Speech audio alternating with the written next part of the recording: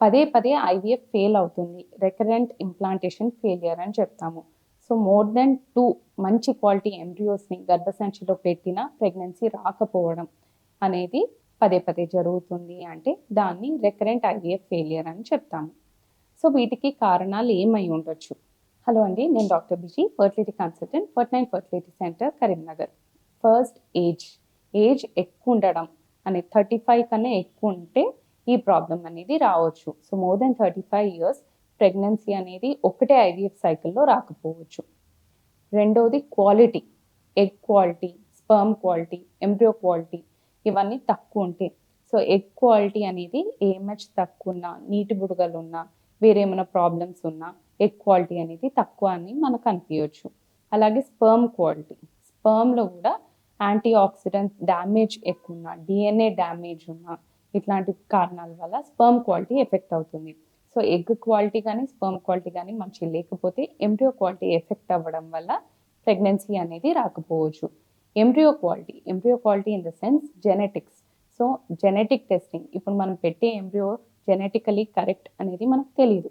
చూడ్డానికి ఎంబ్రియో చక్కగా ఉండొచ్చు, కానీ లోపల క్రోమోసోమ్స్ దాన్ని కరెక్ట్ ఉందా లేదా అనేది మనకు తెలియదు.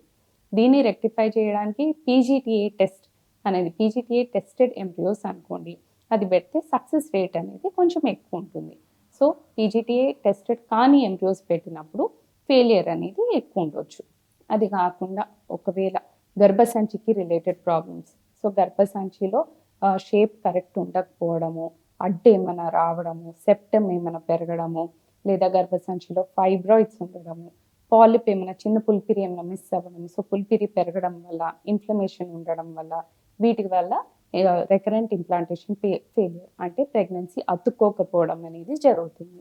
అది కాకుండా ఎండోమెట్రియం, సో ప్రెగ్నెన్సీ అతికేది పొరలో ప్రాబ్లం ఉంది. సో పొరలో బేబీని పెట్టిన పొరలో కూర్చోకపోవడం, పొర దాన్ని కరెక్ట్గా రిసీవ్ చేయకపోవడం, సో ఎండోమెట్రియల్ రిసెప్టివిటీ ప్రాబ్లం ఉన్న ప్రెగ్నెన్సీ అనేది రాకపోవచ్చు. సో ఐవీఎఫ్ సైకిల్లో బేబీని అక్కడ పెట్టినా బేబీ అతుక్కోకపోవడం అనేది జరుగుతుంది.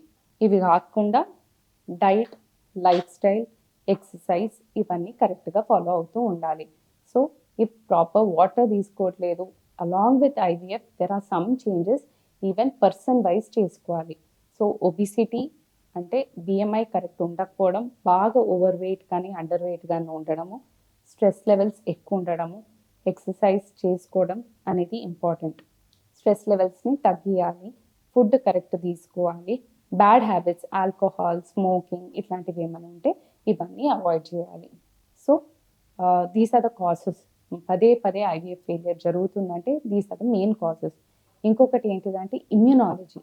సో మన మీ ఎంబ్రియోని గర్భసంచిలో పెట్టేటప్పుడు గర్భసంచి దాన్ని ఫారెన్ బాడీలా భావించి ఎంబ్రియోని బ్లడ్లోని పదార్థాలే వచ్చి నాశనం చేస్తుంది.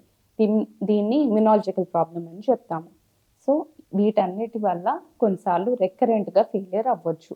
సో దీనికి ట్రీట్మెంట్ ఏంటిది అంటే, ఫస్ట్ థింగ్ వేరే ఏమైనా కాజెస్ ఉన్నాయా చూసుకోవడం, ఎంబ్రియోని సరిదిద్దడము, కొన్నిసార్లు డోనర్ ఎంబ్రియో అనేది మీకు చెప్పొచ్చు. అలాగే హిస్టోస్కోపీ చేసి గర్భసంచిలో ప్రాబ్లమ్స్ ఏమైనా ఉన్నాయా లేదా చూసి అది కరెక్షన్ చేసుకోవచ్చు. లైఫ్ స్టైల్ ఫ్యాక్టర్స్ అవన్నీ మీరు మోడిఫై చేసుకునేటట్టు చూసుకోవాలి. ఇవన్నీ కరెక్ట్గా చేస్తూ ఉంటే ఇమ్యునాలజికల్ డ్రగ్స్ ఉంటుంది. అలాగే in case everything doesn't work అప్పుడు జెనెటిక్ మెటీరియల్ మార్చడము, సో డోనర్కి వెళ్ళడము ఇట్లాంటివి చెప్తూ ఉంటాము. ఇవన్నీ కరెక్ట్ చేస్తూ ఉంటే పదే పదే ఐవీఎఫ్ ఫెయిలియర్ ఉన్న నెక్స్ట్ టైంకి అది పాజిటివ్ వచ్చే అవకాశాలు ఉంటుంది. Thank you.